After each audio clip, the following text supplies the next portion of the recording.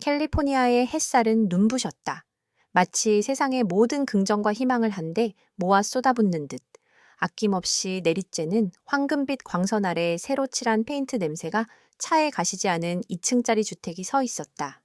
김현우 씨는 이삿짐 트럭 운전석에서 내려 잠시 그 풍경을 바라보았다. 완벽하게 관리된 잔디, 일정한 강역으로 심어진 가로수, 그리고 저마다의 위용을 뽐내는 거대한 저택들. 에메랄드 힐스라는 이름에 걸맞게 모든 것이 부유하고 평화로워 보였다. 이곳이 앞으로 자신과 가족이 살아갈 새로운 터전이었다. 여보, 정말 그림 같아요. 조수석에서 내린 아내, 이수진 씨가 감탄하며 말했다. 그녀의 목소리에는 오랜 꿈이 이루어진 것에 대한 벅찬 감정이 서려 있었다. 한국에서 밤낮 없이 일하며 아메리칸 드림을 좇았던 지난 10수년의 세월이 주마등처럼 스쳐 지나가는 듯했다. 실리콘밸리의 이름난 IT 기업에 스카우트된 남편 덕분에 마침내 그들은 번듯한 중산층의 상징과도 같은 이곳에 집을 마련할 수 있었다.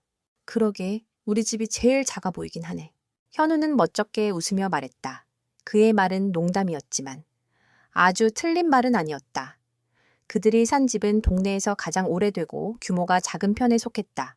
하지만 부부에게는 분에 넘치는 행운이자 결실이었다. 트럭 뒤편에서 아들 민준이와 함께 흰둥이 진돗개, 백호가 내렸다. 올해로 5살이 된 백호는 현우가 한국에서부터 데려온 가족과도 같은 존재였다.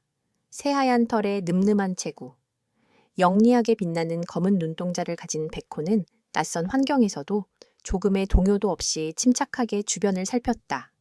민준이는 그런 백호의 목줄을 꼭 쥔 채 새로운 마당을 보며 환호성을 질렀다. 아빠, 여기서 백호랑 공놀이 매일 할 수 있는 거죠?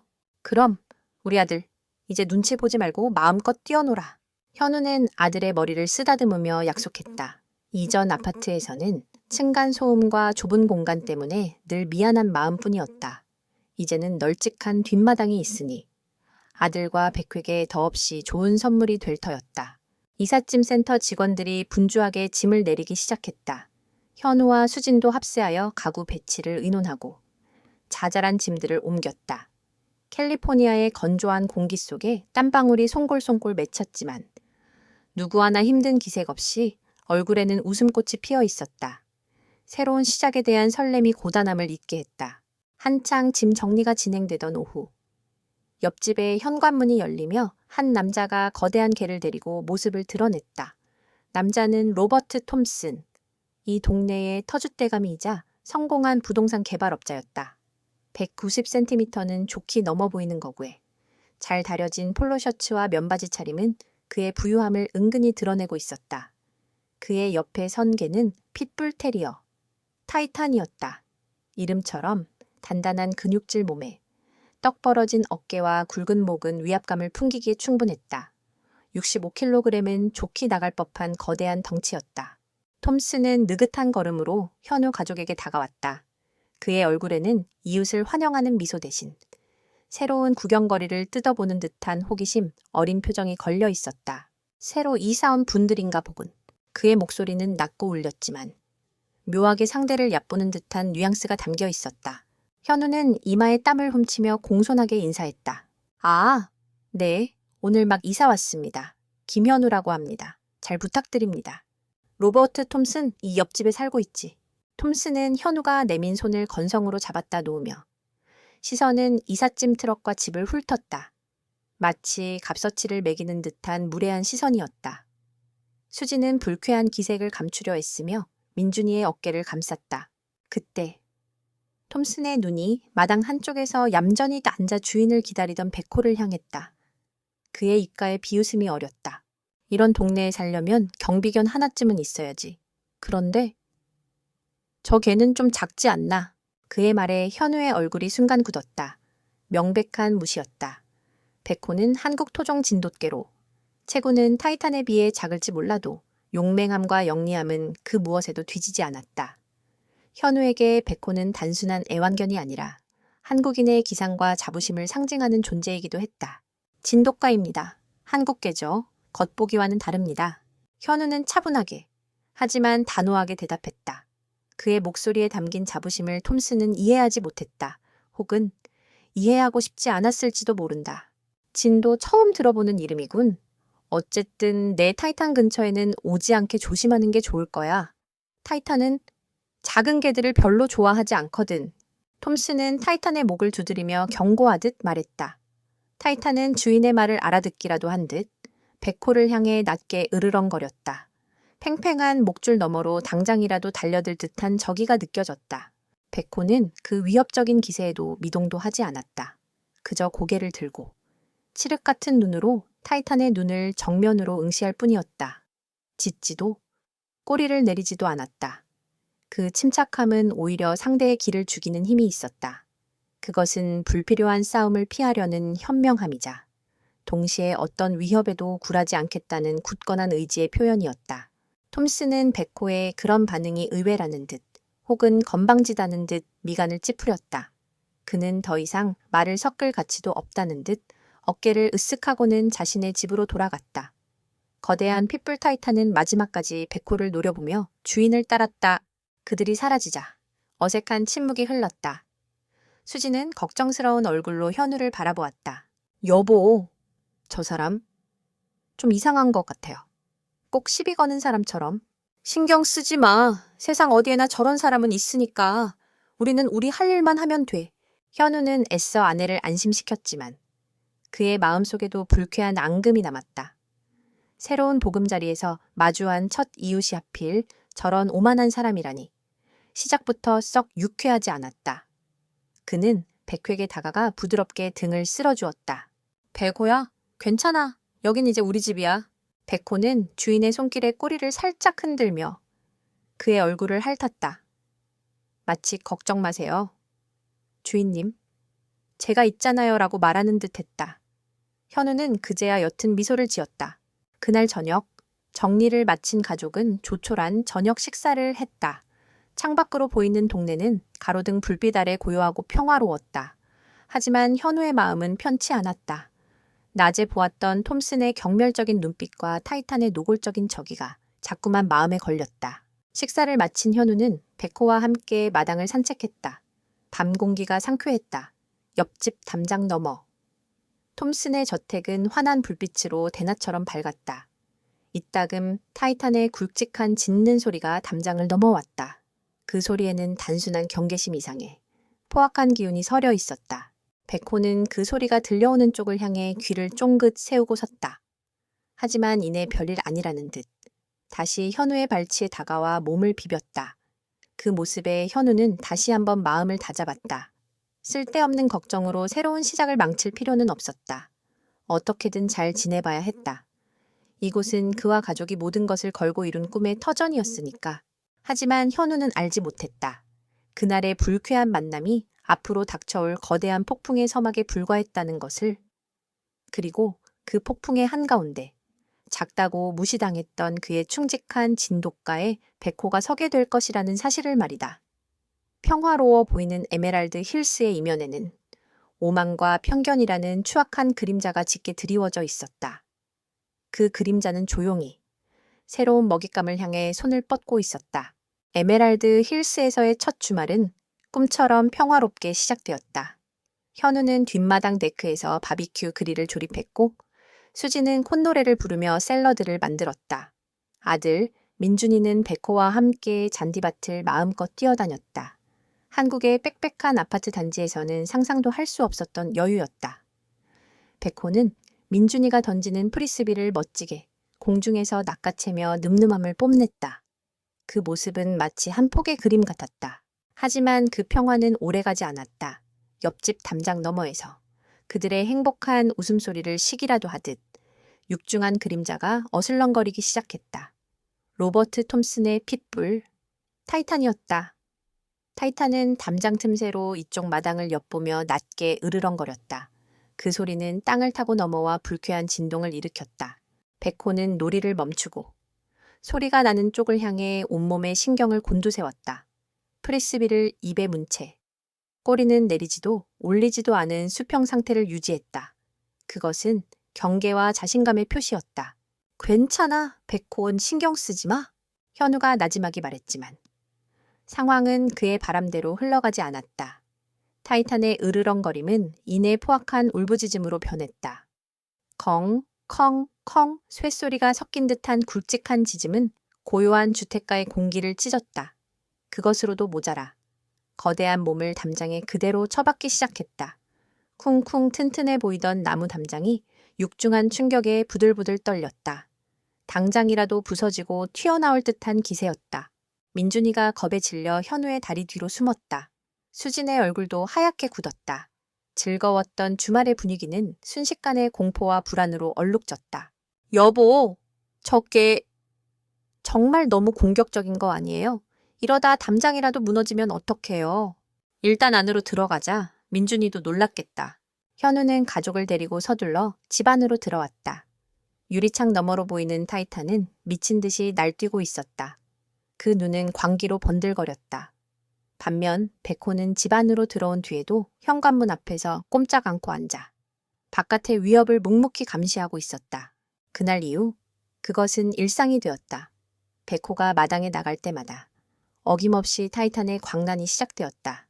조용히 용변을 보러 나간 새벽에도 민준이와 공놀이를 하는 오후에도 예외는 없었다.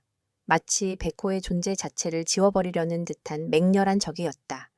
덕분에 민준이는 가장 좋아하던 뒷마당에 나가는 것을 꺼리게 되었고 수진의 얼굴에서는 웃음이 사라졌다. 며칠을 고심하던 현우는 더 이상 참을 수 없다고 판단했다. 이웃과 얼굴을 붉히고 싶지는 않았지만 가족의 안전과 평화가 위협받는 상황을 좌시할 수는 없었다. 그는 주말 오전에 정원에서 자신의 고급 세단을 왁스로 닦고 있는 톰슨에게 조심스럽게 다가갔다. 톰슨 씨, 잠시 드릴 말씀이 있습니다. 톰슨은 현우를 흘끗 쳐다볼 뿐 하던 일을 멈추지 않았다. 자동차 보닛을 닦는 그의 손놀림에는 거만함이 묻어 있었다. 무슨 일이지? 다름이 아니라 댁의 개 타이탄에 대해서입니다.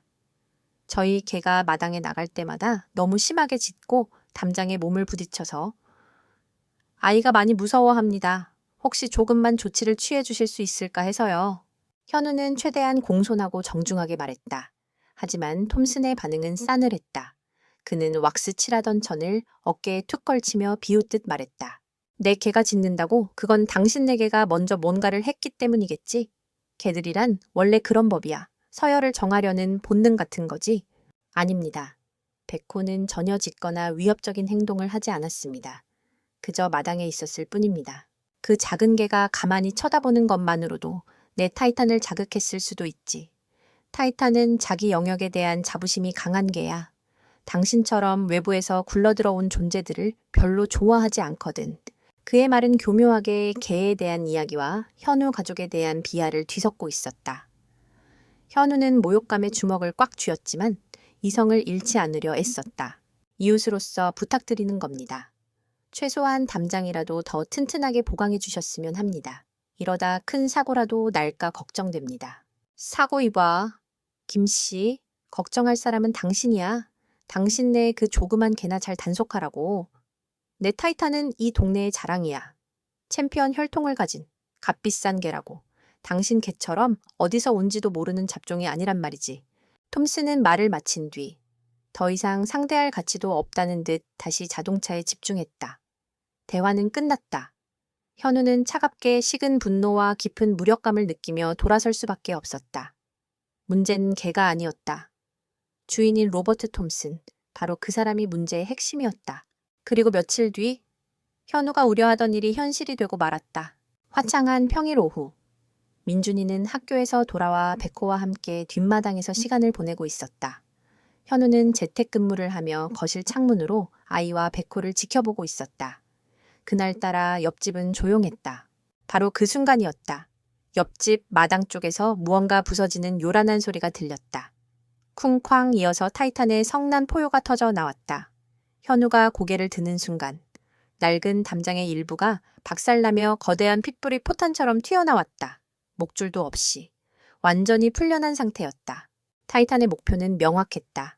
마당 건너편에서 한가로이 쥐를 쫓던 이웃집 고양이였다. 조용하고 인자한 노부부인 밀러 씨네 가족의 고양이. 진저였다. 타이탄은 순식간에 진저를 쫓아 잔디밭을 가로질렀다. 민준아. 현우가 소리치며 자리에서 일어났다. 민준이는 겁에 질려 그 자리에 얼어붙었고 타이탄은 광분하여 고양이를 몰아붙이고 있었다. 그때 백호가 움직였다. 백호는 타이탄을 향해 달려들지 않았다. 대신 번개처럼 민준이의 앞으로 달려가 아이와 타이탄 사이를 가로막고 섰다. 짖지도 공격적인 자세를 취하지도 않았다. 그저 산처럼 버티고 서서 날카로운 눈으로 타이탄의 모든 움직임을 좇으며 자신의 작은 주인을 보호했다. 그것은 맹목적인 공격성이 아닌 고도로 계산된 방어 본능이었다. 현우가 마당으로 뛰쳐나왔을 때 타이탄은 나무 위로 간신히 피신한 고양이를 향해 지저대고 있었다. 그리고 그 소란을 듣고 나온 톰슨이 나타났다. 그는 사과부터 하는 대신 오히려 적반하장으로 소리쳤다. 도대체 무슨 짓이야? 당신 개가 내 타이탄을 자극했잖아. 무서운 소리입니까? 당신 개가 담장을 부수고 멋대로 넘어왔잖소. 내 아들이 다칠 뻔했단 말이오. 현우도 더 이상 참지 않고 맞받아쳤다. 하지만 톰슨은 눈 하나 깜짝하지 않았다. 변명하지 마. 당신네 개가 담장 근처에서 계속 지저대니까 내 개가 흥분한 거겠지. 모든 게 당신 탓이야. 그는 뻔뻔스러운 거짓말을 늘어놓으며 헐떡이는 타이탄의 목줄을 거칠게 움켜쥐었다. 몇몇 이웃들이 창문으로 엿보고 있었지만 누구 하나 섣불리 나서지 못했다. 이 동네에서 톰슨의 영향력은 그만큼 막강했다. 톰슨은 현우를 경멸적으로 쏘아보며 타이탄을 끌고 자기 집으로 돌아갔다. 사과는 한마디도 없었다. 부서진 담장만이 그날의 아수라장을 증명하고 있었다. 그날 밤 현우는 잠을 이룰 수 없었다. 그는 마당에 서서 두 집을 가르는 이제는 구멍까지 뚫린 담장을 바라보았다. 저 담장은 단순한 나무 울타리가 아니었다. 그것은 오만과 편견으로 가득 찬 한 남자가 자신의 가족을 고립시키기 위해 세운 벽이었다. 정중한 대화나 합리적인 설득은 통하지 않을 것이다. 저 남자는 법과 상식 위에 군림하려 하고 있었다. 현우의 눈빛이 차갑게 가라앉았다. 그는 더 이상 순진한 이민자가 아니었다. 그는 이제 자신의 가족을 지켜야 하는 가장이었고 충직한 반려견의 주인이었다. 평화로운 방법이 통하지 않는다면 다른 방법을 찾을 수밖에 없었다. 조용히 시작된 이 싸움은 이제 피할 수 없는 국면으로 접어들고 있었다. 그의 시선은 어둠 속에서도 늠름하게 집을 지키고 있는 백회계로 향했다. 어쩌면 이 싸움의 열쇠는 저 작지만 강인한 생명체에게 있을지도 몰랐다. 로버트 톰슨과의 정면 충돌 이후 김현우는 순진한 희망을 버렸다. 그는 더 이상 톰슨의 양심이나 이웃의 선의에 기댈 수 없다는 것을 깨달았다. 이곳은 정글이었고 힘의 논리가 지배하는 곳이었다. 살아남고 가족을 지키기 위해서는 그 역시 무기를 들어야 했다. 그가 선택한 무기는 감정이 아닌 냉철한 이성과 객관적인 증거였다. 그는 소프트웨어 엔지니어답게 체계적으로 움직이기 시작했다. 주말을 이용해 집 주변에 여러 대의 고성능 보안 카메라를 설치했다. 한 대는 옆집과의 경계가 되는 담장을 정면으로 비추도록, 다른 한 대는 뒷마당 전체를 조망할 수 있도록 각도를 조절했다. 24시간 녹화되는 영상은 클라우드 서버에 실시간으로 저장되었다. 그뿐만이 아니었다. 그는 노트북에 타이탄 관찰 기록이라는 이름의 파일을 만들었다. 날짜, 시간, 타이탄의 공격적인 행동이 지속된 시간, 그리고 구체적인 행동 양상 담장에 몸을 부딪히는지, 특정 소리에 반응하는지 등을 꼼꼼하게 기록했다. 마치 버그 리포트를 작성하듯 감정을 배제하고 사실만을 나열했다. 며칠 지나지 않아 그의 로그 파일과 클라우드 저장소는 톰슨의 악의를 증명하는 증거들로 빼곡히 채워졌다. 영상 속 타이탄은 이유 없이 오직 백호가 마당에 있다는 이유만으로 광분했다. 담장은 연일 계속되는 충격에 금이 가고 뒤틀려갔다. 그 소음과 위협은 김현우 가족의 일상을 좀먹는 암세포 같았다. 증거를 확보한 현우는 다음 단계로 넘어갔다. 이 싸움은 자신 혼자만의 싸움이 되어서는 안 됐다. 그는 다른 이웃들의 지지를 얻고자 했다. 가장 먼저 찾아간 곳은 고양이 진저의 주인인 밀러 부부의 집이었다. 밀러 씨는 은퇴한 교사로 온화한 인상의 백인 노인이었다. 그는 현우를 보자마자 따뜻하게 안으로 맞이하며 거듭 고마움을 표했다. 김 선생님, 정말 다시 한번 감사드립니다. 그날 백호가 아니었으면 우리 진저는 생각만 해도 끔찍합니다. 그의 아내 역시 갓 구운 쿠키를 내오며 눈시울을 붉혔다. 백호는 정말 용감하고 똑똑한 개예요. 그 거대한 개 앞에서 어린아이를 지키다니 보통 개가 아니에요. 현우는 감사를 표하며 조심스럽게 본론을 꺼냈다. 그는 자신이 수집한 영상 일부를 태블릿 PC로 보여주며 이 문제를 주택소유주협회 HOA에 정식으로 제기할 생각이라고 밝혔다. 그리고 혹시 그날의 사건에 대해 짧은 진술서라도 써줄 수 있는지 물었다. 그 순간 밀러 부부의 얼굴에 감돌던 온기는 순식간에 불안과 공포로 바뀌었다. 좋아요, 이런. 그건 좀... 밀러 씨는 말끝을 흐리며 아내와 시선을 교환했다. 그의 아내가 거의 속삭이듯 말했다. 로버트 톰슨은 이 동네에서 아주 오래 살았고 영향력이 막강해요. 그 사람 심기를 건드려서 좋을 게 없어요. 우린 그저 조용히 살고 싶을 뿐입니다. 하지만 이런 일이 반복되게 둘 수는 없지 않습니까? 언젠가 정말 큰 사고가 날 수도 있습니다. 알아요. 안다마다요. 하지만 우린 그 사람과 맞설 힘이 없어요. 미안합니다. 김 선생님, 마음은 정말 감사하지만 서면으로 무언가를 남기는 건 어려울 것 같아요. 밀러 부부는 진심으로 미안해했지만 그들의 두려움은 확고했다. 현우는 더 이상 강요할 수 없었다. 그는 다른 집들도 찾아가 보았다. 어린 자녀를 둔 한 부부는 그의 말에 깊이 공감하면서도 막상 서명을 부탁하자 우리도 여기서 계속 살아야 해서요. 라며 고개를 저었다. 톰슨이 수년간 이 동네에 쌓아 올린 공포의 성은 생각보다 견고했다.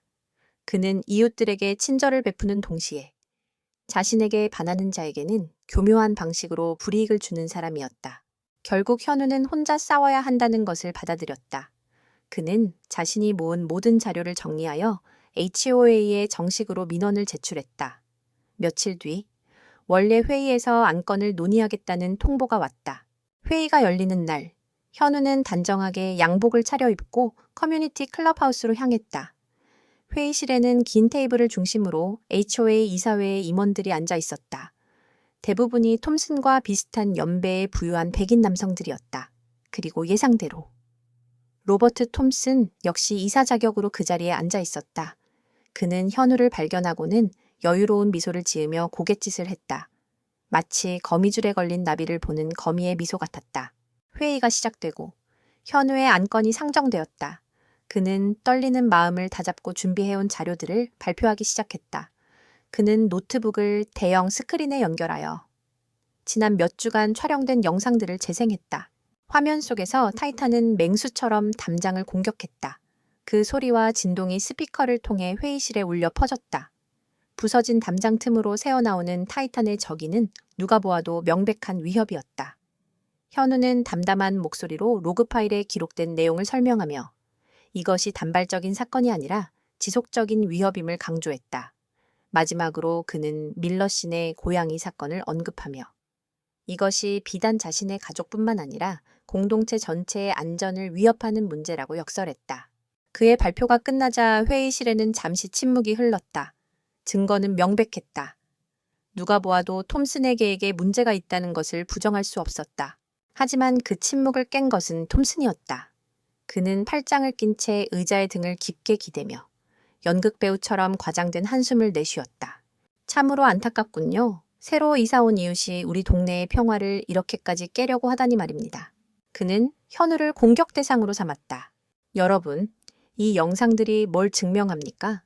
개들이 짖는 거, 담장 근처에서 노는 거, 그게 그렇게 큰 문제입니까? 김 선생님은 아마 한국의 좁은 아파트에 사시다가 이렇게 넓은 마당이 있는 집에 오니 개들의 자연스러운 행동 방식조차 이해를 못하시는 모양입니다. 그의 말에는 교묘한 인종차별적 뉘앙스가 섞여 있었다. 그는 계속해서 현우를 이곳의 규칙을 모르는 외부인이자 사소한 일로 소란을 피우는 예민한 사람으로 몰아갔다. 게다가 이 영상, 얼마든지 악의적으로 편집될 수 있는 것 아닙니까? 자기 개가 먼저 짖고 도발하는 부분은 쏙 빼놓고 말이죠. 제 타이탄은 훈련을 잘 받은 아주 똑똑한 개입니다. 이유 없이 저렇게 흥분할 리가 없어요. 톰슨의 능수능란한 거짓말과 선동에 다른 이사들은 마치 기다렸다는 듯이 고개를 끄덕였다. 그들은 현우가 제시한 명백한 증거에는 눈길조차 주지 않았다. 그들의 세상에서는 진실보다 자신들의 일원인 톰슨과의 관계가 더 중요했다. 결국 HOA 의장은 점잖은 표정으로 판결을 내렸다.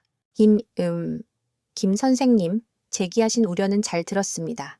하지만 위원회에서 논의한 결과, 이는 이웃 간의 사소한 오해에서 비롯된 문제로 보입니다. 특정 가구에 제재를 가하기보다는 모든 반려동물 소유주들께서 각자의 동물에 대한 책임을 다해 주시길 바라는 권고사항을 다음 달 소식지에 싣도록 하겠습니다. 그것으로 끝이었다. 현우의 절박한 호소는 사소한 오해로 치부되었고 그의 명백한 증거들은 무시당했다. 그는 시스템에 의해 철저히 패배했다. 톰슨은 승리자의 미소를 지으며 현우의 어깨를 두드렸다. 너무 마음 상해하지 말게. 친구, 이웃끼리 잘 지내야지. 안 그런가? 현우는 그 손을 뿌리치고 싶은 충동을 간신히 억누르며 짐을 챙겨 회의실을 나섰다.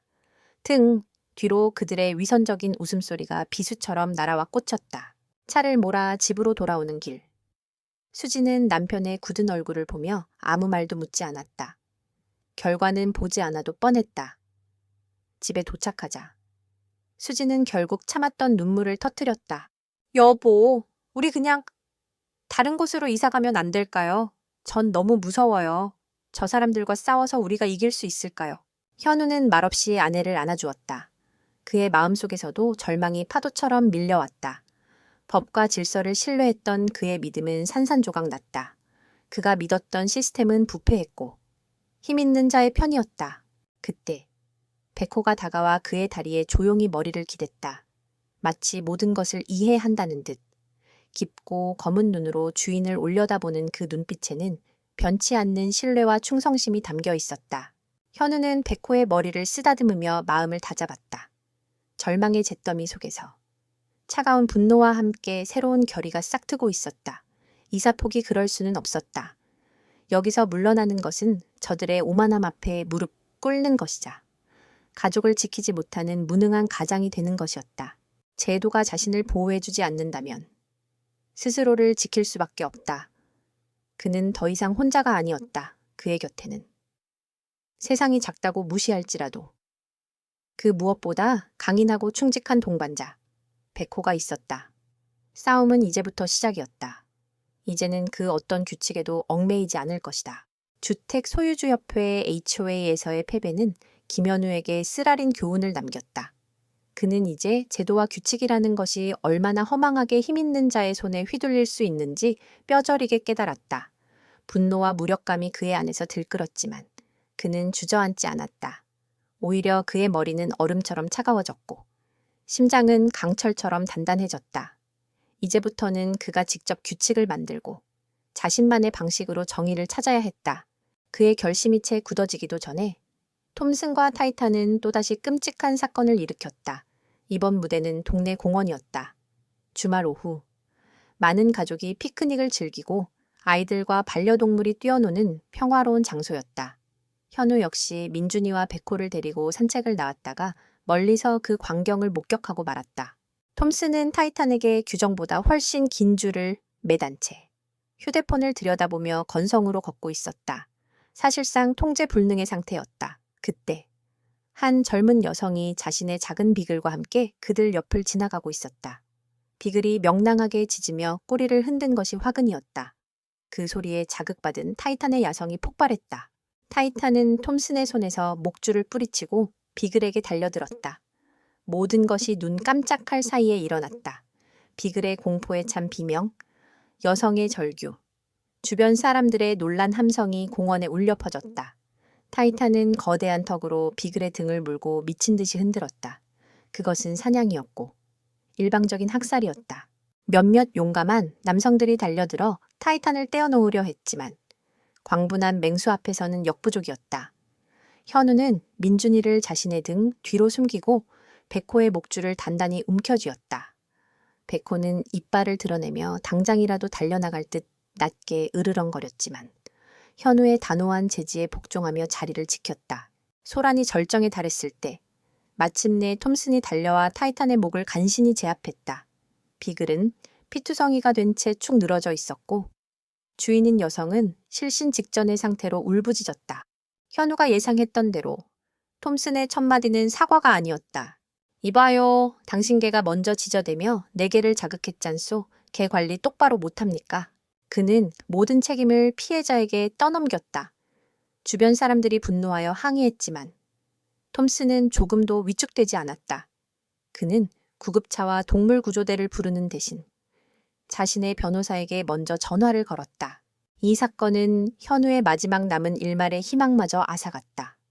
톰슨은 개선의 여지가 없는 인간이었다. 그는 자신의 힘과 돈으로 모든 것을 덮어버릴 수 있다고 믿는 사회의 악성 종양 같은 존재였다. 이대로 두면 언젠가 그의 아들 민준이가 혹은 백호가 아니면 또 다른 무고한 누군가가 희생양이 될 것이 분명했다. 아니나 다를까 공원 사건은 조용히 묻혔다. 현우는 수소문 끝에 피해 여성에게 연락을 시도했지만 그녀는 두려움의 찬 목소리로 더 이상 연락하지 말아달라고 애원했다. 톰슨 측에서 막대한 치료비와 합의금을 주는 대가로 다시는 이 사건을 거론하지 않겠다는 비밀 유지 각서의 서명을 받은 것이었다. 현우는 톰슨의 권력이 단순히 HOA 내부를 넘어 법과 돈으로 사람들의 입을 막아버릴 수 있을 만큼 강력하다는 사실을 다시 한번 확인했다. 그날 밤 현우는 행동을 개시했다. 더 이상 기다릴 수 없었다. 최악의 상황에 대비해야 했다. 그의 첫 번째 행동은 지식의 요새를 쌓는 것이었다. 그는 밤을 새워가며 시와 카운티, 주 정부의 법률 조항들을 파고들었다. 위험견 지정법, 소음 유발 동물에 관한 규정, 소유주 책임법 등 관련 법규를 모조리 출력하여 밑줄을 그어가며 탐독했다. 그는 어떤 조건에서 개가 법적으로 위험견으로 분류되는지, 그럴 경우 소유주에게 어떤 책임이 따르는지를 정확히 파악했다. 마치 거대한 소송을 준비하는 변호사처럼 그는 법이라는 무기를 손에 쥐기 위해 철저하게 준비했다. 두 번째 행동은 물리적 요새를 구축하는 것이었다. 그는 거액을 들여 전문업체를 고용했다. 기존의 낡은 나무 담장을 모두 철거하고 그 자리에 높이 5m의 견고한 강철 펜스를 설치했다. 지면 깊숙이 콘크리트 기초를 다져 그 어떤 충격에도 버틸 수 있도록 만들었다. 공사가 진행되는 동안 톰슨이 어김없이 나타나 비아냥거렸다. 이봐, 김씨 감옥이라도 짓는 건가? 당신네 그 조그만 똥개가 도망갈까봐 무서운가 보지. 현우는 드릴 소음 속에서 무표정하게 대답했다. 가족의 안전을 확보하는 중입니다. 톰슨 씨, 책임감 있는 모든 주택 소유주가 마땅히 해야 할 일이죠. 새로운 강철 펜스가 위용을 드러내자 그것은 톰슨을 향한 현우의 무언의 선전포고가 되었다. 나는 더 이상 당신에게 밀리지 않겠다는 굳건한 의지의 표현이었다. 그리고 마지막, 가장 중요한 행동은 백호의 잠재력을 끌어내는 것이었다. 현우는 백호를 톰슨의 타이탄처럼 잔인한 공격견으로 만들고 싶지 않았다. 그것은 그의 신념에 어긋나는 일이었다. 그는 백호의 타고난 영리함과 민첩성을 극대화하여 상대를 해치지 않고 제압하는 방어술을 가르치기로 결심했다. 그는 수소문 끝에 전직 궁연훈련 교관 출신의 전문가 마이클을 찾아갔다. 마이클은 수많은 K9의 유닛을 훈련시킨 베테랑으로 개들의 공격성보다는 통제력과 방어 능력을 길러주는 데 특화된 인물이었다. 마이클은 백호를 보자마자 그 잠재력을 한눈에 알아보았다. 좋은 개로군요. 김 선생님, 눈빛에 총기가 있고 불필요한 공격성이 없습니다. 무엇보다 주인과의 유대감이 깊군요. 이런 개는 최고의 파트너가 될 수 있습니다. 그날부터 체계적인 훈련이 시작되었다. 훈련의 핵심은 공격이 아닌 제압과 통제였다. 첫 번째 훈련은 돌진하는 상대를 피하고 균형을 무너뜨리는 것이었다. 마이클은 패드를 찬 조수를 시켜 백호에게 돌진하게 했다. 백호는 처음에는 당황했지만 이내 현우의 구령에 따라 재빠르게 몸을 옆으로 피하며 상대의 측면을 파고드는 법을 익혔다. 두 번째 훈련은 상대를 물되 상처를 입히지 않고 움직임을 봉쇄하는 홀드 기술이었다.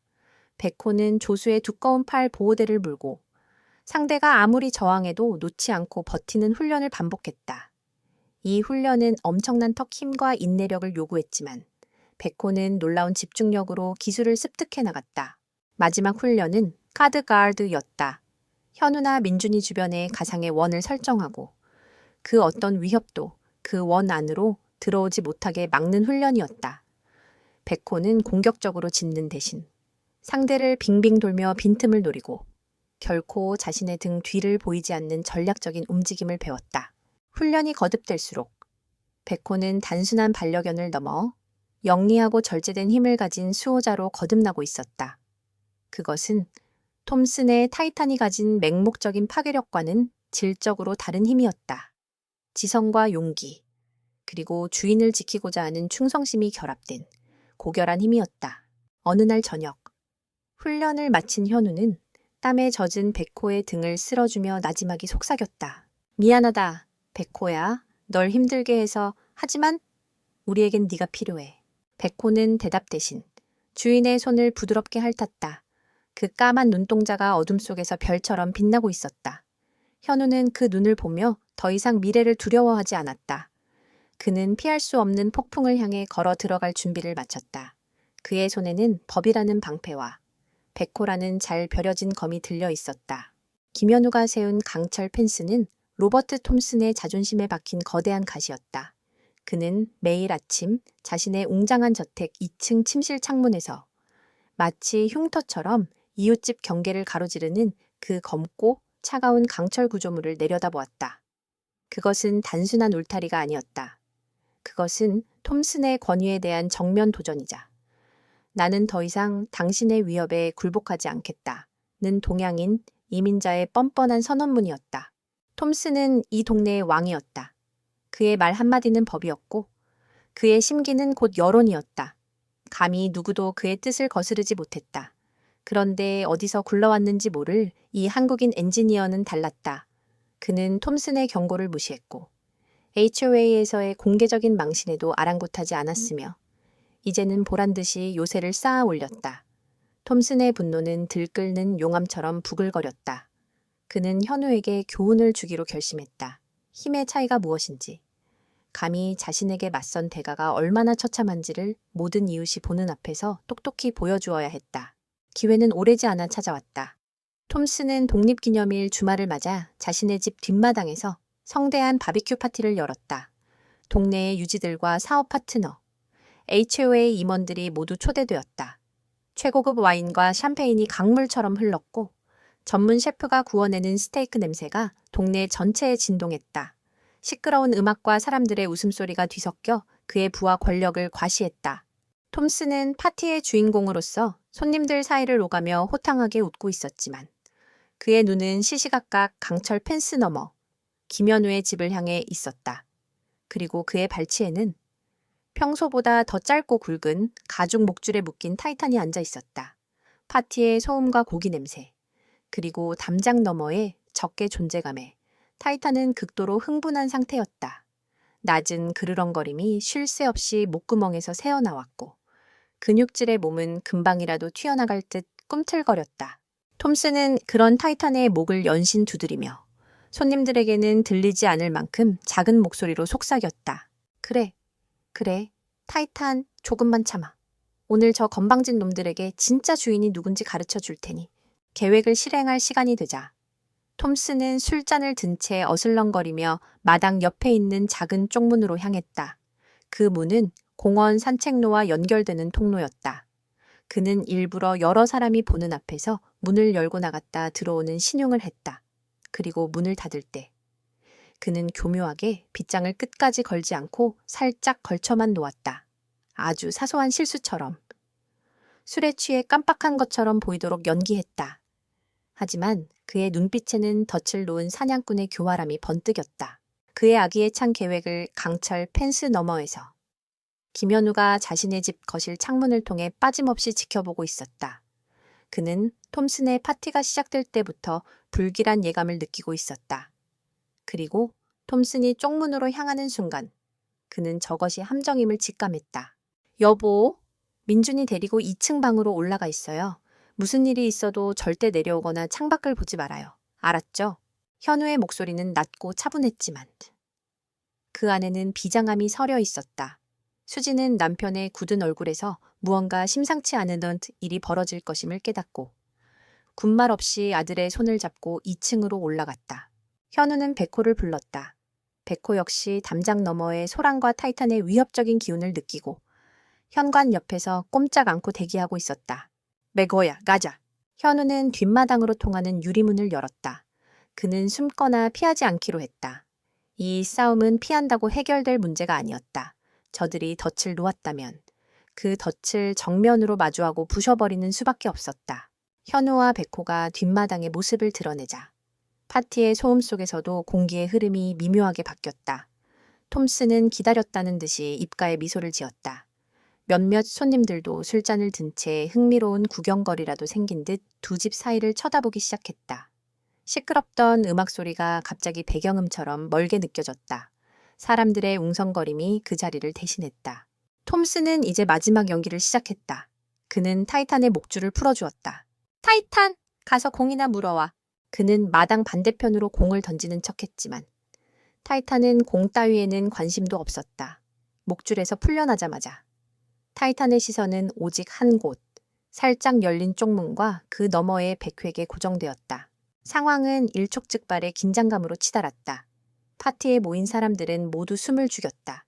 그들은 이제 이것이 단순한 해프닝이 아니라 두 남자와 두 마리 개의 자존심이 걸린 대결이라는 것을 깨달았다.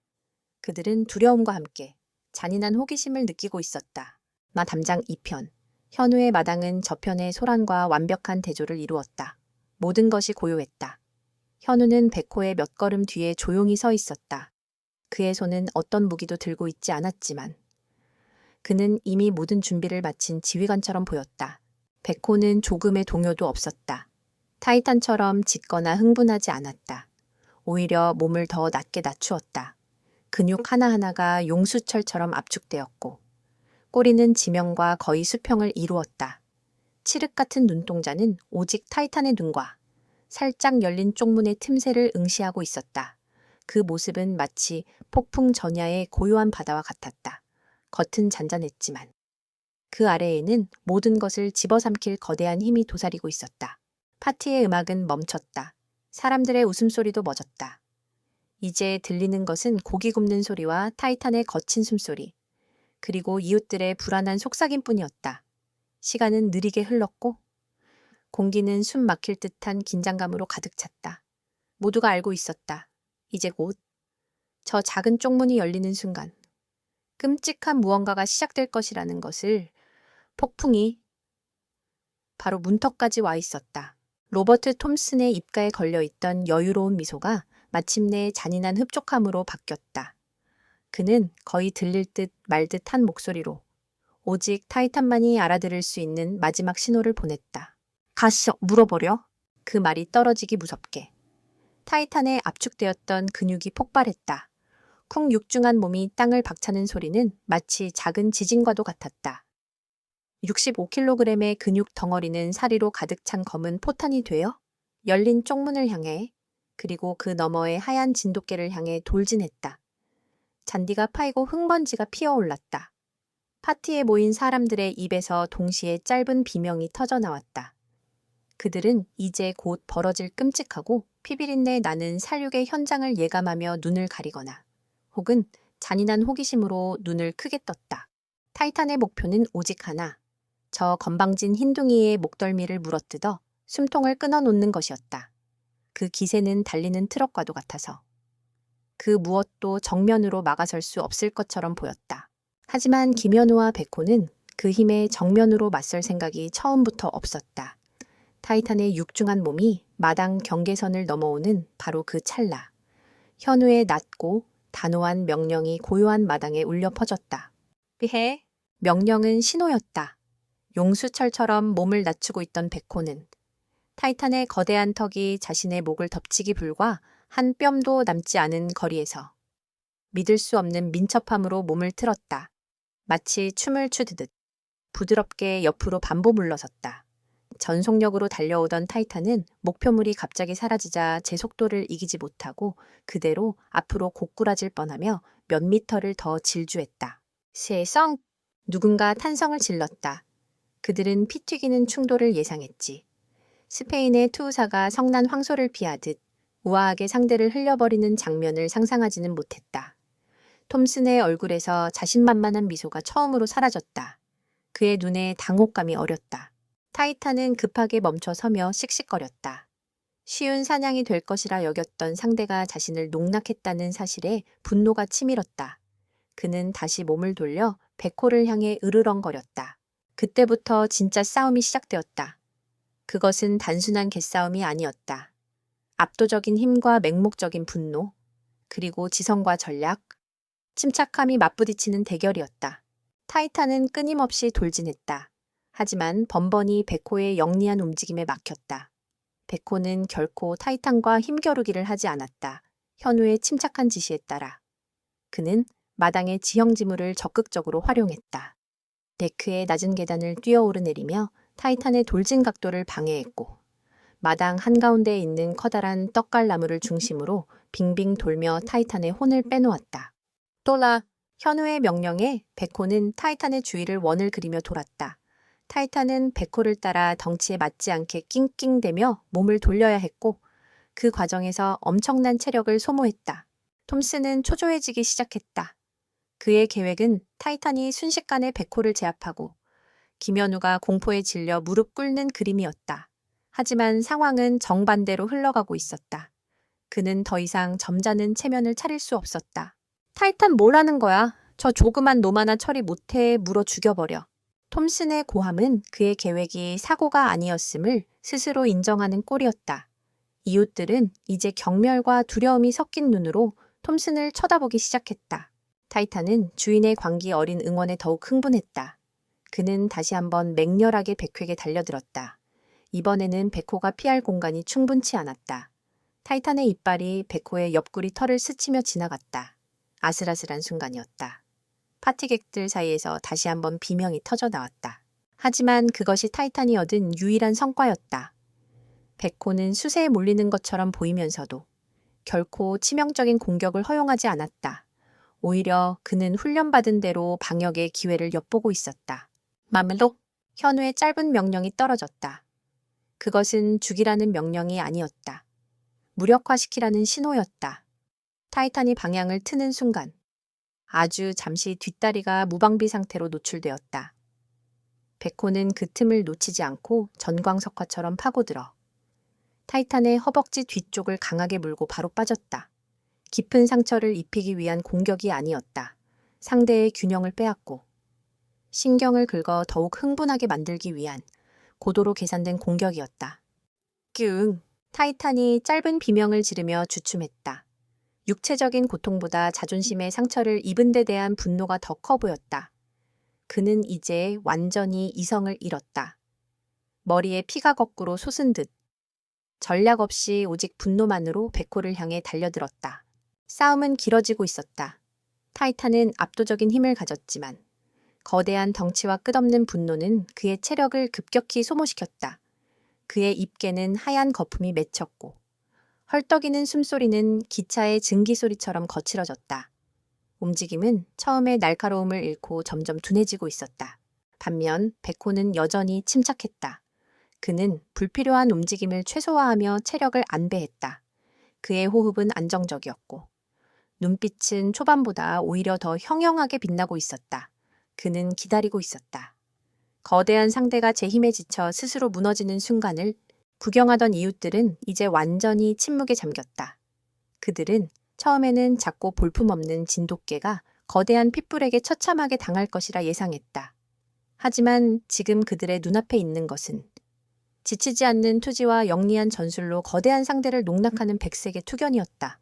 어느 쪽이 진짜 강자인지, 어느 쪽이 그저 난폭한 불량배에 불과한지 모두가 깨닫기 시작했다. 마침내 타이탄의 인내심이 바닥났다. 그는 지친 몸을 이끌고 남은 힘을 모두 짜내어 마지막 돌진을 감행했다. 그것은 분노와 좌절감이 뒤섞인 필사적인 공격이었다. 하지만 그 때문에 그의 움직임은 그 어느 때보다 컸고 빈틈 역시 명확하게 드러났다. 백호의 눈이 번뜩였다. 현우 역시 그 순간을 놓치지 않았다. 그가 기다리고 기다리던 완벽한 기회였다. 현우의 목소리가 이전의 그 어떤 명령보다 더 크고 단호하게 전투가 벌어지는 마당을 갈랐다. 백호 지금이야. 그 말이 끝나기가 무섭게. 땅에 낮게 엎드려 있던 백호의 몸이 웅크린 표범처럼 튀어 올랐다. 그의 목표는 더 이상 타이탄의 다리가 아니었다. 그것은 최후의 일격을 위한 단 한 번의 기회였다. 김현우의 마지막 명령은 백회계에 묶여있던 마지막 족쇄를 풀어주는 신호였다. 지금까지의 모든 회피와 방어, 전략적인 물고 빠지기는 모두 이 단 한순간을 위한 포석이었다. 지쳐버린 거인이 제풀에 비틀거리며 결정적인 빈틈을 드러낸 바로 그 순간, 백호는 더 이상 회피하지 않았다. 그는 지친 타이탄의 마지막 돌진을 정면으로 받아내는 듯 지면을 박차고 튀어 올랐다. 파티에 모인 사람들은 마침내 두 마리의 개가 정면으로 충돌하여 피를 쏟아낼 것이라 생각하며 눈을 질끈 감았다. 하지만 백호의 움직임은 그들의 상상을 초월했다. 그것은 자살적인 정면 충돌이 아니었다. 타이탄이 거대한 턱을 벌리고 달려드는 그 찰나, 백호는 공중에서 몸을 살짝 비틀며 타이탄의 머리 바로 아래, 육중한 목과 어깨 사이의 공간으로 파고들었다. 마치 흐르는 물처럼, 혹은 바람처럼. 그는 상대의 가장 강한 무기인 턱을 완벽하게 무력화시키며 가장 안전하고 치명적인 위치를 선점했다. 관성은 타이탄을 앞으로 나아가게 했고, 그 덕분에 백호는 완벽하게 상대의 측면에 달라붙을 수 있었다. 그리고 다음 순간, 백호는 훈련받은 그대로, 그리고 그의 DNA에 새겨진 사냥개의 본능 그대로 움직였다. 그는 타이탄의 목덜미, 두껍고 질긴 가죽과 근육이 뭉쳐있는 바로 그 지점을 조금의 망설임도 없이 깊고 강하게 물었다. 이것은 사륙을 위한 물기가 아니었다. 뼈를 부수거나 살을 찢는 공격이 아니었다. 이것은 제압을 위한 물기였다. 상대의 신경다발이 모여있는 급소를 정확히 가격하여 저항 의지를 꺾고 완벽한 통제권을 가져오는 맹수들의 세계에서 승자를 결정짓는 궁극의 기술이었다. 백호의 송곳니가 깊숙이 박히자 타이탄은 고통과 당혹감에 찬 비명을 내질렀다. 그는 미친 듯이 머리를 흔들어 백호를 떼어내려 했다.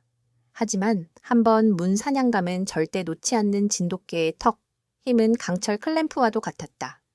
백호는 타이탄의 몸부림에 매달려 함께 휘둘리면서도 결코 턱에 힘을 풀지 않았다. 그리고 백호는 힘이 아닌 기술을 사용했다. 그는 자신의 온 체중을 뒤로 실으며 타이탄의 머리를 아래쪽으로 그리고 옆으로 비트는 힘을 가했다. 타이탄은 체중과 힘에서 압도적이었지만 목이라는 급소를 잡힌 채 무게중심이 무너지자 속수무책이었다. 거대한 몸이 비틀거리며 균형을 잃었다. 크헉, 컹컹. 타이탄의 입에서 공포에 질린 비명이 터져나왔다. 그는 발버둥 쳤지만 이미 승패는 결정 나 있었다. 백호가 마지막으로 힘을 주어 땅으로 내리누르자 그 거대했던 타이탄의 몸이 쿵 하는 둔탁한 소리와 함께 잔디밭 위로 무너져 내렸다. 하지만 백호는 거기서 멈추지 않았다. 그는 쓰러진 타이탄의 목덜미를 문 채 앞발로 상대의 어깨를 굳건히 밟고 올라섰다. 그는 으르렁거리지도 상대를 흔들지도 않았다. 그저 묵묵히 움직일 수 없는 무게로 상대를 찍어 누를 뿐이었다. 그 모습은 패배한 적장의 목에 칼을 겨눈 승리한 장군처럼 고요하지만 절대적인 위험을 뿜어내고 있었다.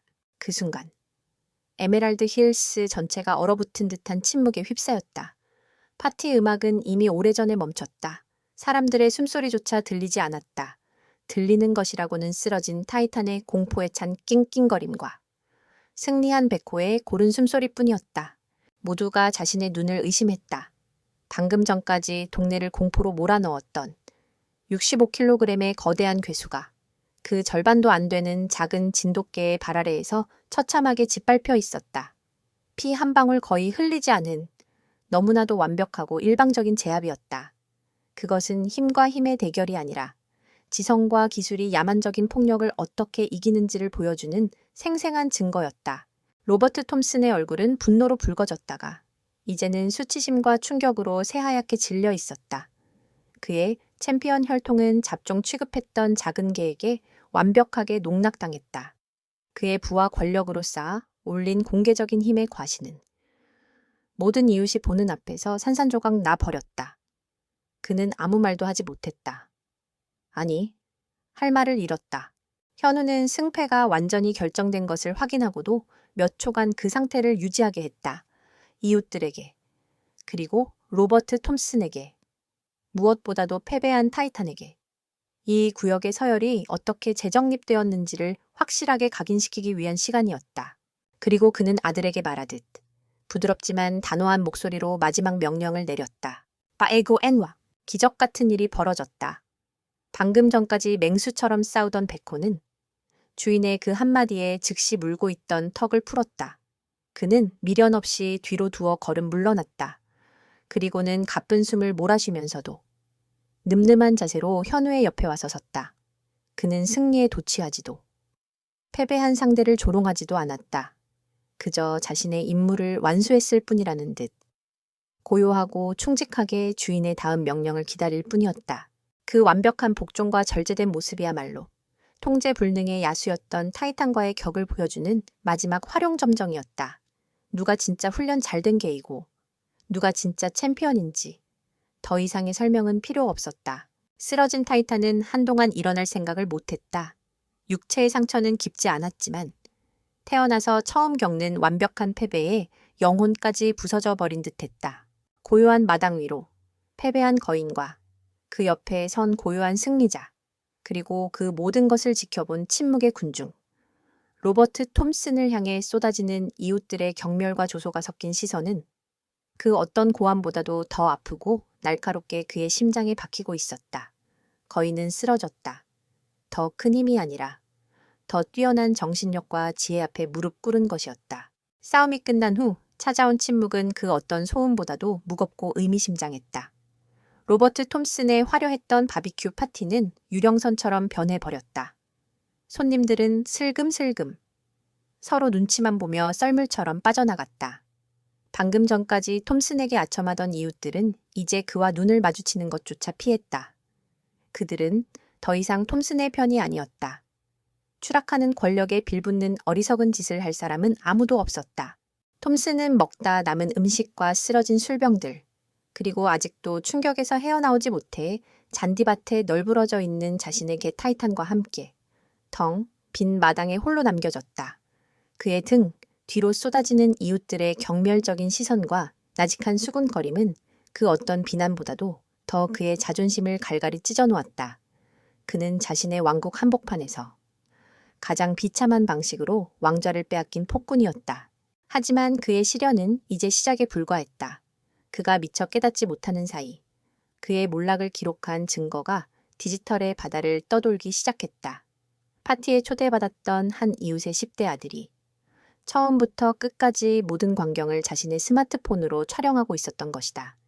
영상은 톰슨이 교묘하게 쪽문 빗장을 열어두는 장면부터 타이탄을 의도적으로 도발하는 목소리, 그리고 베코의 경이로운 제압과 현우의 완벽한 통제력, 마지막으로 패배 후 모든 책임을 회피하려던 톰슨의 추악한 모습까지 모든 진실을 담고 있었다.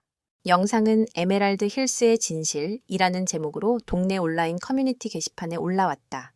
파급력은 폭발적이었다. 몇 시간 만에 수백 개의 댓글이 달렸다. 맙소사! 톰슨이 일부러 그런 거였어. 이건 명백한 동물 학대이자 폭행 교사야. 저 진돗개는 영웅이다. 침착함과 용맹함이 믿기지 않을 정도군.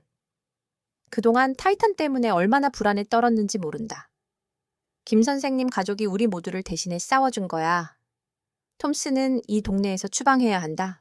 여론은 순식간에 뒤집혔다. 그동안 톰슨의 위세에 눌려 침묵했던 다수가 이제 익명의 온라인 공간에서 자신의 목소리를 내기 시작했다. 톰슨이 수년간 쌓아올린 공포의 성은 모래성처럼 허무하게 무너져 내렸다. 그리고 마침내 누군가가 행동에 나섰다. 고양이 진저의 주인이었던 밀러 씨였다.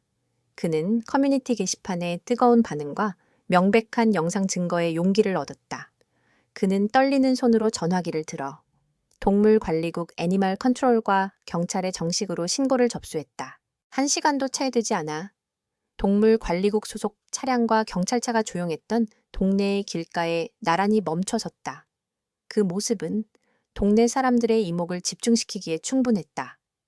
이웃들은 하나둘씩 집 밖으로 나와 마치 연극의 마지막 장을 관람하듯 톰슨의 집을 주시했다.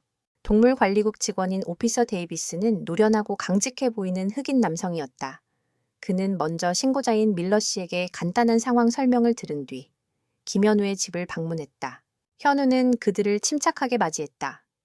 그는 자신이 그동안 기록해온 타이탄 관찰 기록, 로그 파일과 보안 카메라에 녹화된 수십 개의 영상을 군말 없이 제출했다. 그의 증거는 체계적이고 반박의 여지가 없었다. 데이비스는 현우의 증거를 꼼꼼히 검토한 뒤 다른 이웃들을 대상으로 탐문 조사를 시작했다. 놀라운 일이 벌어졌다. 이전에는 모두가 입을 다물었던 이웃들이 이제는 앞다투어 증언에 나섰다. 공원에서 자신의 개가 공격당할 뻔했던 일, 밤늦게 들려오는 타이탄의 위협적인 짖는 소리, 담장을 부수고 나왔던 과거의 사건들, 본물 터지듯 쏟아지는 증언들은 타이탄이 상습적인 위험견이었음을 명백히 증명했다. 모든 증거와 증언을 확보한 데이비스는 경찰과 함께 로버트 톰슨의 집 현관문을 두드렸다. 톰슨은 초췌한 모습으로 나타났다. 그는 여전히 마지막 발악을 시도했다. 이게 다 무슨 짓이오? 저 동양인 놈의 말만 믿고 이러는 거요. 내 변호사가 누군지 알기나 해. 하지만 그의 협박은 더 이상 통하지 않았다. 데이비스는 무표정한 얼굴로 그가 시청한 스마트폰 영상을 내밀었다. 톰슨 씨, 이 영상에 대해 설명해 보시죠. 당신이 의도적으로 위험한 상황을 조장한 것이 명백하게 찍혀 있습니다. 톰슨의 얼굴이 잿빛으로 변했다. 그는 더 이상 변명할 말을 찾지 못했다. 데이비스는 법조항을 나열하며 판결을 내렸다. 로버트 톰슨 씨, 당신의 개 타이탄은 수많은 증거와 증언에 의거하여 오늘부로 시 조례에 따른 위험견으로 공식 지정됩니다. 앞으로 타이탄은 외출 시 반드시 입마개를 착용해야 하며 규정에 맞는 길이의 목줄을 사용해야 합니다. 또한 대게 울타리는 동물관리국의 정기적인 안전 점검을 받아야 하며 당신은 특별책임보험에 가입해야 할 의무가 있습니다. 그리고 오늘 사건에 대해서는 동물관리법 위반으로 여러 건의 소환장이 발부될 겁니다. 데이비스가 나열하는 법적 제재들은 하나하나가 톰슨의 자존심을 짓밟는 공개적인 족쇄였다. 그의 챔피언 타이탄은 이제 동네에 공인된 위험물이 되었고 그는 무책임한 소유주로 낙인 찍혔다. 그 며칠 뒤 동네의 분위기는 완전히 달라졌다. 김현우의 집 앞으로 이웃들의 발길이 이어졌다. 밀러 부인은 직접 구운 애플파이를 들고 와 눈물까지 글썽이며 고마워했다. 다른 이웃들은 자신들의 침묵에 대해 사과하며 작은 선물들을 건네고 갔다. 아이들은 이제 더 이상 백호를 무서워하지 않았다. 오히려 에메랄드 힐스의 영웅이라 부르며 쓰다듬어 봐도 되냐고 수줍게 물어왔다. 두려움의 안개가 걷힌 동네에는 오랜만에 따뜻한 공동체의 온기가 돌았다. 그 중심에는 조용한 이민자 가족, 김현우가 있었다. 그는 폭력이나 권력으로가 아닌 굳건한 용기와 지혜, 그리고 이웃을 지키려는 올곧은 신념으로 모두의 존경을 얻었다. 어느 맑은 오후, 현우는 뒷마당에서 민준이와 백호가 마음껏 뛰어노는 모습을 흐뭇하게 바라보았다. 강철 펜스는 여전히 그 자리에 서 있었지만 이제는 감옥의 벽처럼 느껴지지 않았다. 그것은 평화를 위해 기꺼이 치른 대가의 상징처럼 보였다. 그는 무심코 옆집을 보았다. 톰슨의 집은 며칠째 모든 커튼이 내려진 채 죽은 듯이 조용했다. 폭군의 시대는 그렇게 막을 내리고 있었다. 백호와 김현우 가족의 이야기는 더 이상 에메랄드 힐스라는 작은 동네의 가십거리에 머무르지 않았다. 한 주민이 올린 영상은 지역 소셜미디어 그룹으로 퍼져나갔고 마침내 지역 방송국의 한 젊은 기자의 눈에 띄었다. 그는 이 사건이 단순한 개싸움이 아니라 조용한 이민자 가족이 교만한 지역 유지의 횡포에 맞서 싸워 이긴 다윗과 골리앗의 이야기라는 것을 직감했다. 며칠 뒤 김현우의 집 앞에는 지역 방송국 로고가 박힌 중계 차량이 멈춰섰다. 현우는 처음에는 인터뷰 요청을 정중히 거절했다. 그는 영웅이 되고 싶은 마음이 없었으며 그저 가족과 함께 조용한 일상을 되찾고 싶을 뿐이었다. 하지만 기자는 끈질기게 그를 설득했다. 김 선생님, 이건 단지 선생님 가족만의 이야기가 아닙니다. 이것은 책임감 있는 반려동물 문화와 우리 사회에 만연한 힘의 남용에 대한 경종을 울릴 수 있는 기회입니다. 선생님의 용기가 다른 누군가에게도 큰 힘이 될 수 있습니다. 그 말에 현우의 마음이 움직였다. 그는 이것이 자신과 백회에게 주어진 또 다른 사회적 책임일지도 모른다고 생각했다. 인터뷰는 현우의 집 뒷마당, 이제는 평화의 상징이 된 강철 펜스 앞에서 진행되었다. 현우는 카메라 앞에서도 평소처럼 차분하고 진솔했다. 그는 결코 톰슨을 감정적으로 비난하지 않았다. 대신 이웃 간의 존중과 공동체의 안전, 그리고 생명을 책임지는 반려인의 의무에 대해 담담하게 자신의 소신을 밝혔다. 백호는 영웅이 아닙니다. 그저 자신의 가족을 지키려는 본능에 충실했을 뿐입니다. 중요한 것은 개가 크냐 작으냐, 혈통이 어떠냐가 아닙니다. 주인이 그 생명에게 얼마나 깊은 애정과 책임감을 가지고 올바른 방식으로 훈련하고 소통하는가에 달려 있다고 생각합니다. 그는 모든 공을 백호에 침착하고 절제된 성품 덕으로 돌렸다. 인터뷰 영상에는 민준이와 부드럽게 장난을 치는 백호의 모습과 타이탄의 광기, 어린 공격 장면이 교차 편집되어 방송되었다. 그 극명한 대비는 시청자들에게 강렬한 인상을 남겼다. 방송이 나간 후 파장은 엄청났다. 용감한 진돗가의 백호의 이야기는 주 전체로 퍼져나갔다. 동물보호단체들은 진돗개의 충성심과 지능을 재조명하며 찬사를 보냈고, 현우의 인터뷰는 성숙한 시민의식의 좋은 예로 회자되었다. 그리고 무엇보다 중요한 변화가 시작되었다. 현우의 용기가 다른 피해자들에게도 전염되기 시작한 것이다. 가장 먼저 나선 것은 공원에서 비글을 공격당했던 젊은 여성이었다. 그녀는 TV 뉴스를 보고 하염없이 눈물을 흘렸다. 자신을 짓눌렀던 톰슨의 협박과 비밀 유지, 각서의 공포보다 침묵했던 자신에 대한 부끄러움이 더 크게 밀려왔다. 그녀는 다음 날 변호사를 찾아가 톰슨을 상대로 정식 소송을 제기했다. 현우 가족의 사건은 그녀에게 자신의 억울함을 증명해줄 결정적인 증거가 되어 주었다. 그것은 시작에 불과했다. 톰슨의 교묘한 갑질에 사업상 피해를 봤던 작은 건축업자가 그의 위협 때문에 부당한 결정을 내려야 했던 전 HOA 임원이 과거 타이탄에게 위협을 당했던 또 다른 이웃들이 마치 기다렸다는 듯이 목소리를 내기 시작했다. 현우가 외롭게 열었던 두 개의 작은 구멍은 이제 걷잡을 수 없는 거대한 급류가 되어 톰슨을 덮쳤다. 톰슨의 법률적 악몽이 시작되었다. 그는 밀려드는 소송을 막기 위해 최고의 변호사들을 고용했지만 여론은 이미 그에게 등을 돌린 뒤였다. 무엇보다 그의 악행을 담은 영상이라는 빼도 박도 못하는 증거가 그의 발목을 잡았다. 그는 재판마다 패소하거나 불리한 합의를 해야 했다. 비글 주인에게는 거액의 손해배상금을 물어주어야 했고 김현우 가족에게도 부서진 담장 수리비와 정신적 피해 보상금을 지급하라는 판결이 내려졌다. 심지어 법원은 현우가 설치한 강철 펜스 비용의 일부까지 톰슨이 부담해야 한다고 판결하며 그의 행동이 모든 사태의 원인이었음을 분명히 했다. 그의 사회적 명성은 바닥으로 곤두박질쳤다. 성공한 부동산 개발업자라는 그의 타이틀 앞에는 이제 동물 학대, 이웃 협박범이라는 불명예스러운 꼬리표가 따라다녔다.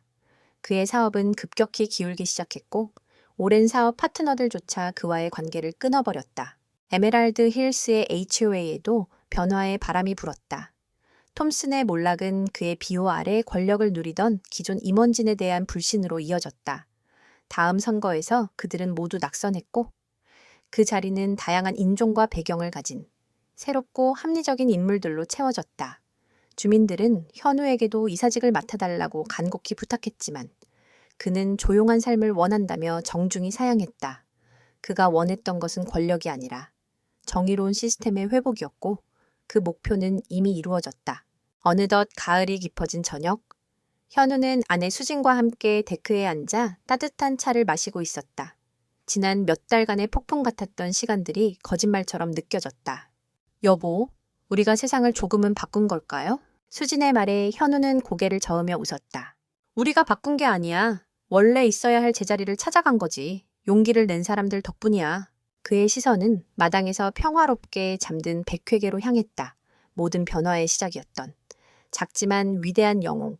바로 그때 길 건너편에서 이삿짐 트럭이 한 대 포대샷. 트럭이 멈춰선 곳은 로버트 톰슨의 집 앞이었다. 며칠 전 그의 집 앞마당에는 매물 for sale 팻말이 박혔었다. 톰스는 결국 이 동네에서 버티지 못하고 떠나기로 한 것이다.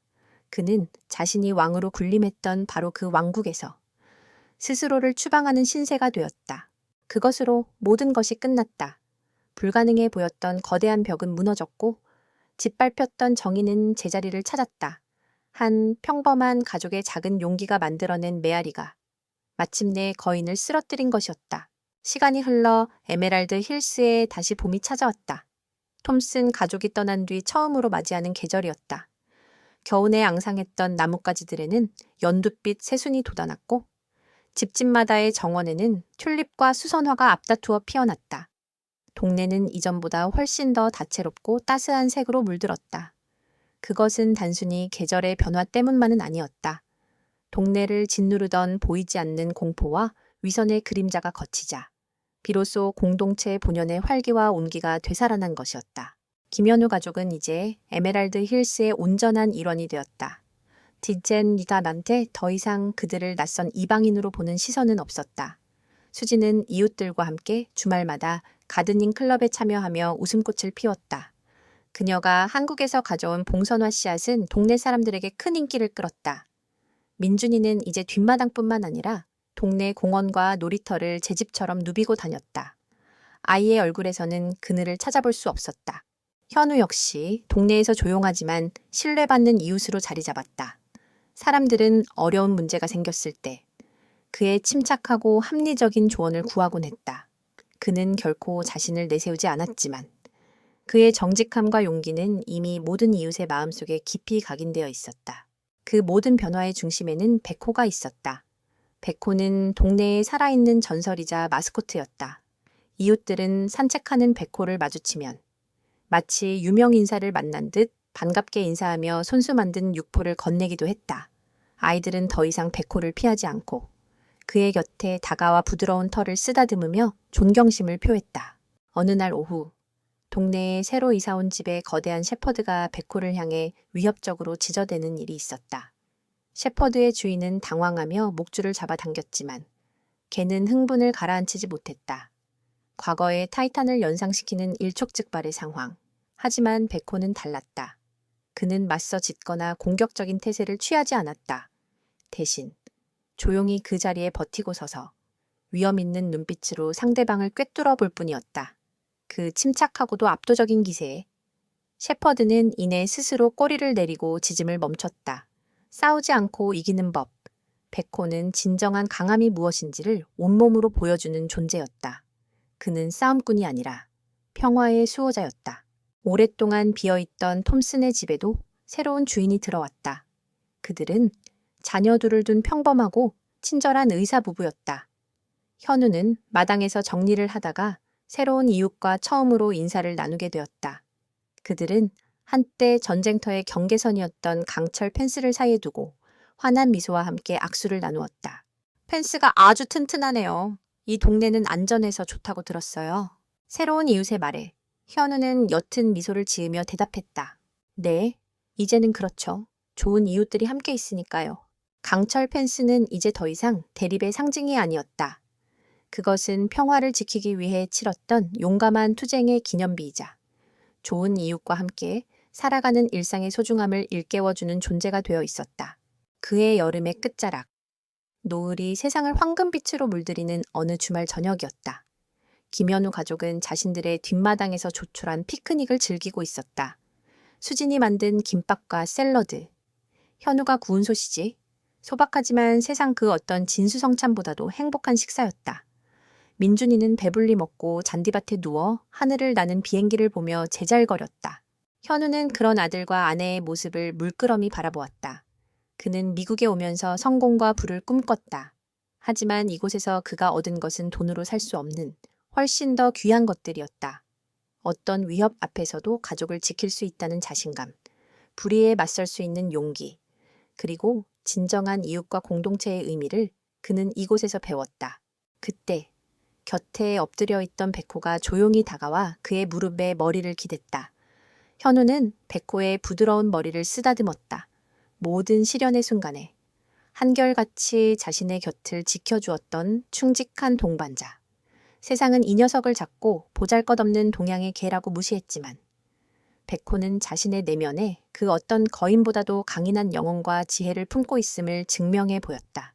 현우는 깨달았다. 진정한 가치는 겉모습이나 크기, 출신에 있는 것이 아니라는 것을. 그것은 보이지 않는 내면의 힘, 신념을 지키려는 의지, 그리고 사랑하는 존재를 향한 헌신에 있다는 것을 말이다. 저녁바람이 부드럽게 그의 뺨을 스쳤다. 현우는 아내와 눈을 맞추며 미소 지었다. 민준이의 웃음소리가 마당에 가득했다.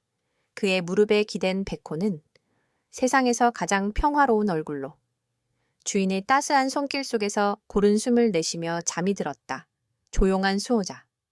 그의 가족이 마침내 되찾은 평화와 행복을 온몸으로 느끼면서 에메랄드 힐스의 노을은 그 어느 때보다도 아름답게 타오르고 있었다.